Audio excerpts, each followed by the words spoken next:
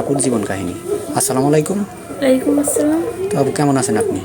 ভালো আছি, আপনি কেমন আছেন? জি আলহামদুলিল্লাহ, আমি ভালো আছি। তো আপু আপনার নামটা যেন কি? মোসাম্মদ শিখা খাতুন। ও শিখা খাতুন। আপু আপনার হোম ডিস্ট্রিক্ট কোথায়? সিরাজগঞ্জ, শাহজাদপুর। সিরাজগঞ্জ, সাজাদপুর না? তো আপু আপনার পরিবারে কে কে আছে? আমার পরিবারে মা আর আমরা 3 বোন আছি। ও আপনার বাবা নেই? না, বাবা মারা গেছে। ও বাবা মারা গেছে না? তো আপু আপনার আমাদের এই ক্যামেরার সামনে আসার মূলত কারণ কি? একটা মনের মানুষের জন্য। ও একটা মনের মানুষের জন্য আসছেন। তো আপনি তো আগে একটা ভিডিও করছিলেন, কিন্তু কোনো সাড়া পাননি নাকি? না, ও মানে কোনো সাড়া পাননি। তো এর জন্য কাকে দায়ী করেন? আমাদেরকে দায়ী করেন নাকি আপনার না, কপালকে দায়ী? নিজের ভাগ্যকে। ও নিজের ভাগ্যকে দায়ী করেন। তো দেখা যাবে যে হয়তোবা আমাদের এই ভিডিওটা থেকে আপনি হয়তোবা কোনো সাড়া পেতে পারেন। তো আবু আপনার বাবাটা মারা গেছে কতদিন আগে? এই 10 বছর আগে। ও 10 বছর আগে না? আপনার পরিবারে আপনারা 3 বোন, তার ভিতরে কি আপনি বড়? হুম। ও আপনি বড়।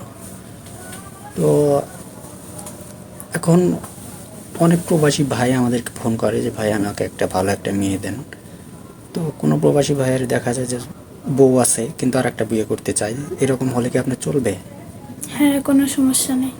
ও তাতে কোনো সমস্যা নেই না? অনেক প্রবাসী ভাই আছে বলে যে আমার ওয়াইফ পরকীয়া করে চলে গেছে টাকা পয়সা নিয়ে, আপনি কি বিয়ে শাদী করলে কিছু করবেন না তো? না। মানে কোনো পরকীয়া করবেন না তো? না। ও আচ্ছা ঠিক আছে।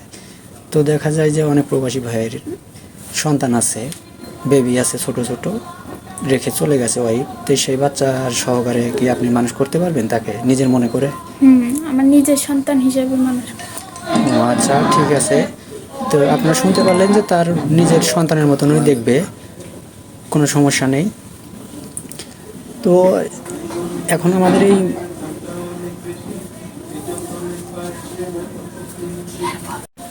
তো আপু আপনি কি নামাজ কালাম পড়েন? হুম। মানে আপনি তো মুসলমান না? হুম।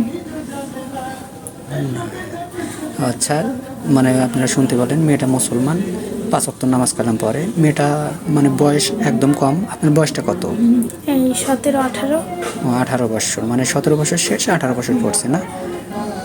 তো বুঝতেই তো পারলেন মেয়েটা একদম অসহায়। তা আপু আপনার নাম্বারটা স্ক্রিনে দিয়ে দেন। আমার কোনো পার্সোনাল ফোন নেই। ও পার্সোনালি কোনো ফোন নাই না? তো আপনার আম্মু কি অন্যের বাড়িতে কাজ করে নাকি? হুম, অন্যের বাড়িতে কাজ করে। আর আপনি কিছু করেন নাকি? দর্জির কাজ শিখতেছি। ও দর্জির কাজ শিখতেছেন না? তো ভাইয়া আসলেও অনেক প্রবাসী ভাই আমাদেরকে এভাবে অনেকে ফোন করে যে আমরা অনেকের সাথে কথা বলছি, দেখা যায় যে টাকা পয়সা নিয়ে ব্লক করে দেয়, মানে আর কথা বলতে চায় না।